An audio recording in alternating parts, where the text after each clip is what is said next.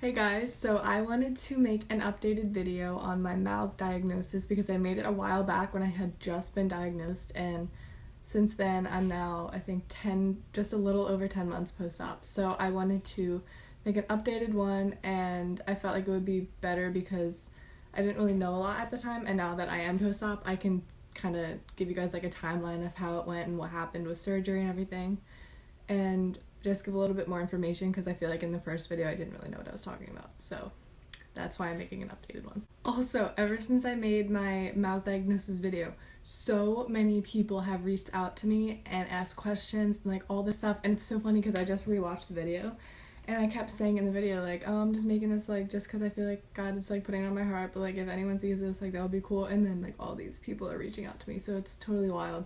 So I am actually gonna link my Instagram in the description box, and then you guys can just send me a message if you want. My Instagram is private, but like if you send me a message I'll respond. So I just wanted to note that I also have POTS and EDS along with when I had MALS. So POTS is postural orthostatic tachycardia syndrome. If you want to look that up, you can. Same with EDS. It stands for Ehlers-Danlos syndrome. So if you guys need any more information on that, just search them. You can find them online.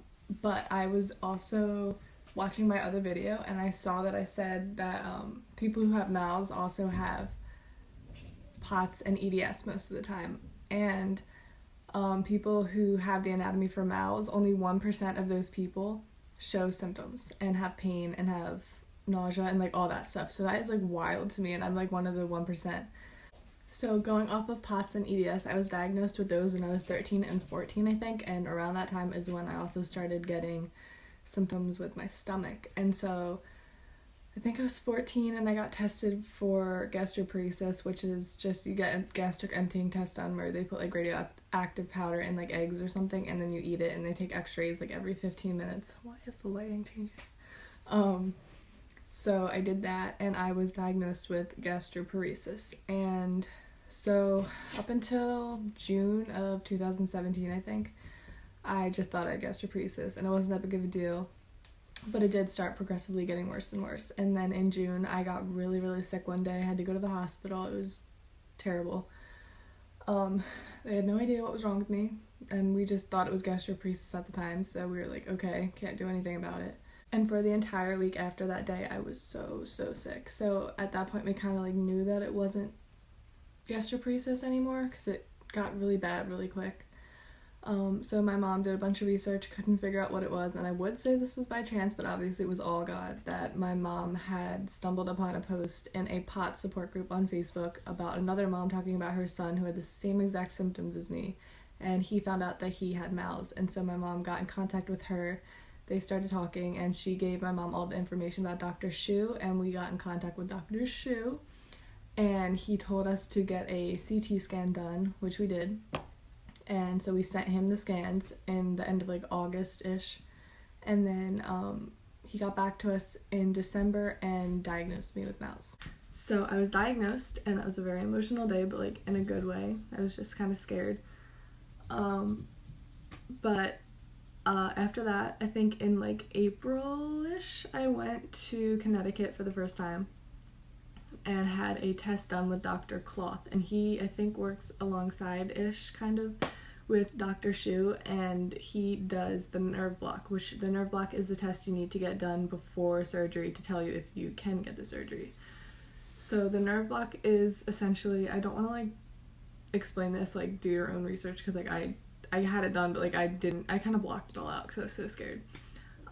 But you go in and they give you 2 epidurals in both sides of your back, and it numbs the nerve in your stomach so that once you wake up after they put you to sleep and do the epidurals, that you can eat, and if you don't have pain or nausea, then they know that the surgery will work. So for some reason, anytime I take medicine or I am given medicine or anesthesia or anything, it takes so long for it to kick in, and I don't know why.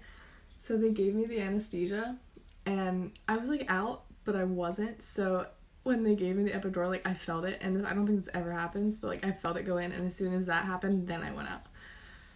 So that was not the most fun experience. The test didn't go so well on me because of that, so I woke up and I was so out of it that I couldn't even eat because it was so delayed that I was still like not there. So I tried eating, couldn't eat. I was so nauseous, and I had so much pain from the epidural for some reason, which never happens. I don't know why that happened to me. That I didn't want to eat. I felt sick in my stomach, so we left, and my parents and I were like really discouraged because we're like, wow, that just totally didn't work. I'm not gonna be able to have the surgery now. But this is TMI. One of my biggest symptoms was constipation. I could not go to the bathroom, and it was terrible. So I was taking laxatives, like really heavy laxatives, for I guess a year at that point. Well, a little under a year at that point. So I was taking them for a long time. And when I got the nerve block done, we left thinking like it didn't work because I couldn't eat because I was in pain. So we went back to the hotel, and the entire time I was having diarrhea. The entire time. It was so bad. But through that, we were all like hysterically laughing because we were like, oh my gosh, like it worked, obviously, because I can go to the bathroom now. So we told Dr. Shu that because we had an appointment later on that day.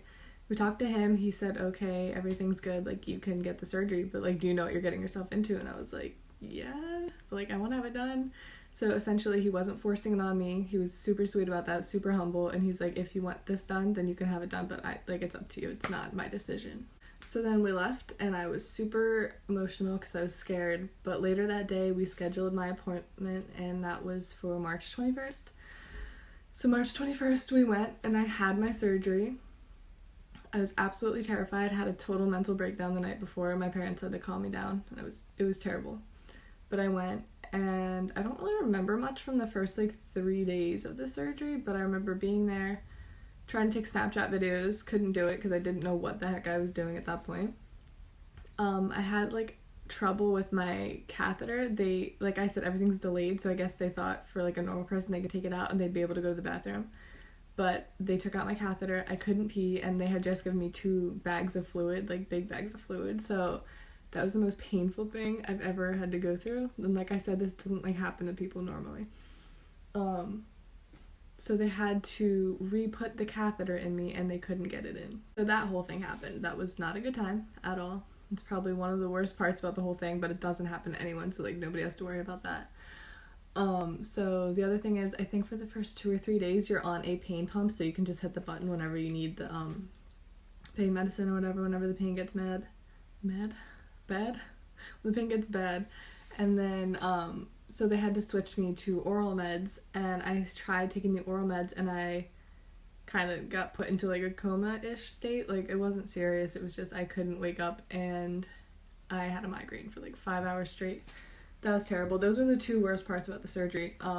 The pain itself was tolerable. It wasn't that bad once we got my pain under control. I was just taking Tylenol and Advil at that point because that's all I could tolerate, because I can't take pain medicine. So I was fine on that. I felt better on that than I did on the other oral meds, obviously, because it made me really sick. So I left the hospital, I think, on day 5, just taking Advil and Tylenol, basic medicine. And my pain management doctor came in, and she was like, you're incredible, this is unheard of, nobody leaves taking this type of medicine. So we're like, okay.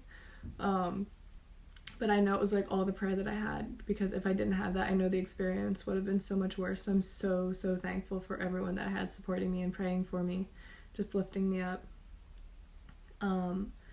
So we got home, and that was the best thing ever. And the day I got home, actually, we got pizza, and I ate so much pizza, and it was crazy. I still was feeling kind of sick at the time, obviously, because I was only 5 days out of surgery, but I could eat, and that was the best part. I was eating without nausea, and it was so emotional. So the first 3 weeks of being home were definitely the worst. I had good days and bad days, but some of the days were really bad, and just a lot of pain. I had a lot of trouble sleeping because of the pain, and I would get nauseous on certain days, but other than that, my recovery, I would say, was really, really smooth. And I think they said day 3, week 3, and month 3 after surgery are the worst, and I would definitely agree with that. Because the 3rd month I started getting sick again, and it's so weird because the recovery is you start feeling really good, and then you backslide, and then you feel really good, and then you backslide again, and it's really confusing and discouraging at times, because you're oh my gosh, maybe the surgery didn't work. But just give it time. The longer you wait and the longer you just recover, the better you'll start to feel, and you'll realize that you are fine. The surgery did work. So I think around summertime, I have a job, like I have a summer job, and I wasn't sure if I was going to be able to work or not. And I think that was around 3 or 4 months, like the beginning of the summer after surgery. And I was okay, like I worked all summer. There were days where I felt pretty sick, but like I did it, and I was so thankful for that. And now being around 10 months post-op, which is mind-blowing to me. I don't even know how it went by that fast. I feel so good. Like I can eat anything I want. I can eat vegetables, which I wasn't able to before because I could not digest anything. I can eat pizza. Pizza always made me really sick. Pizza's like my favorite food. I can eat literally anything, and like I can go out to eat with friends. I can go out places. My anxiety is so much better because I was always so scared of getting sick, and I still am a little bit, but that's gonna take time. Like just like it takes your body time to heal, it's gonna take your mind time to heal too, and realize that you're okay. And so yeah, for my scar, I've seen other people in recovery and their scars are like much better than mine. I think because of my EDS, I have a little bit of a hard time healing, so it's kind of like bumpy and still red when other people's are like totally fine. But like honestly, I don't care. Like I really don't care because it was worth it, and who cares about a scar? Like it just shows what you've been through. So I can show you guys that. Oh, whoops. So here is my scar. Like you can see it's kind of like bumpy and kind of red still, but for the most part, it healed pretty well, I think. I'm not sure if I left anything out. I feel like I kind of just blurted all that out because I'm trying to like squeeze it into a video so it's not 30 minutes long. Yeah, I think that's everything. So if you guys have any specific questions, like definitely ask me, and then I can make like another video, like a question and answer type thing on MALS, which would be really cool. Because I'm not really sure like what people want to know. So if you want to do that, you can do that. Also, like I said, I'm gonna leave my Instagram down there, so if you guys want to message me or do whatever, like I've already had so many people message me, it's actually crazy. So I'm just gonna link it, and then feel free to text me anytime, and I will write back and answer you guys. And people are always like, thank you so much for talking to me, didn't mean to bother you. And I'm like, no, like please, like ask me questions and like talk to me. Like this is amazing. Like I know what I went through trying to figure out what I had, so if I can help other people, then that would be great. So yeah, I'm glad I finally sat down and made this video because I've been meaning to do it for a while. And I just want to offer you guys a little bit of hope and say that the pain and suffering does not last. You guys will find your answers, whether it's MALS or anything else. You will find your answers, so just keep going and keep pushing through. I know it sucks, like trust me, I know. But it does get better, and it's honestly so worth it to just get to the end of the suffering, because it's like I don't know who I would be without that. I don't know who I would be without the pain, without the nausea and all those things, because if I didn't have those, like who would I be? Like I don't know. So I just want to say keep going, and it will all be worth it in the end. I promise you. I promise you. I promise you. I promise you. So keep going.